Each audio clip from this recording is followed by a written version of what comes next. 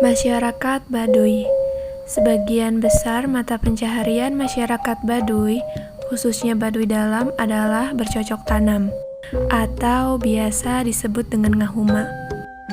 Masyarakat Baduy mengembangkan tanaman padi huma dan tanaman lain di lahan-lahan milik perusahaan umum maupun sewa tanah milik orang lain. Karena areal pertanian di tanah adat yang relatif terbatas, mereka masih mempertahankan adat dengan penanaman di lahan darat dan bukan di areal pesawahan seperti petani lain pada umumnya.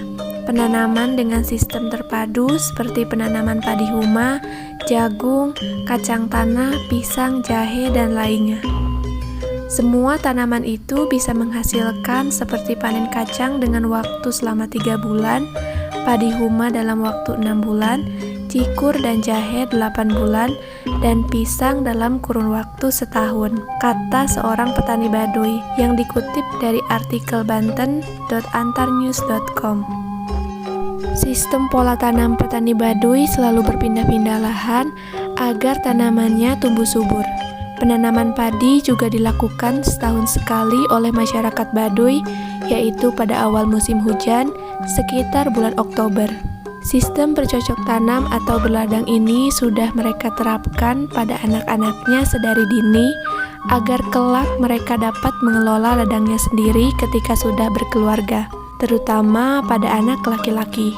Bukan hanya masyarakat yang tidak terpengaruh oleh teknologi, tetapi juga terkenal dengan adat gotong royong yang masih kental di suku ini. Menanam padi atau ngahuma ini biasanya diikuti oleh ratusan atau bahkan ribuan orang dalam pengerjaannya. Ngahuma dilakukan dengan beberapa tahapan seperti nyacar, yaitu pembersihan semak belukar pada area hutan yang akan ditanami padi menggunakan alat seperti golok dan juga parang. Kemudian memasuki proses ngasek. Sehari sebelum penanaman padi atau ngahuma, orang-orang yang terlibat dalam pekerjaan ini biasanya bermalam di rumah ketua adat ataupun rumah sekitarnya. Mereka akan memasak terlebih dahulu. Kaum perempuan bertugas di dapur, sedangkan laki-laki akan mencari bahan lainnya yang diperlukan. Kemudian mereka akan makan bersama dan melakukan beberapa ritual adat. Di pagi harinya, mereka akan bersiap-siap dan berkumpul untuk pergi ke huma. Tak lupa dengan diiringi alat musik tradisional seperti angklung sepanjang perjalanan mereka menuju huma. Kegiatan ini dilakukan untuk menyambut padi yang akan mereka tanam. Ketua adat akan meminta izin pada pemilik lahan terlebih dahulu. Biasanya sebelum memulai pekerjaan, masyarakat akan makan terlebih dahulu untuk mengisi tenaganya. Sebelum itu akan dilakukan ritual pembacaan doa yang dilakukan oleh ketua adat dan dikelilingi oleh pemain musik. Proses ngasek pun dimulai.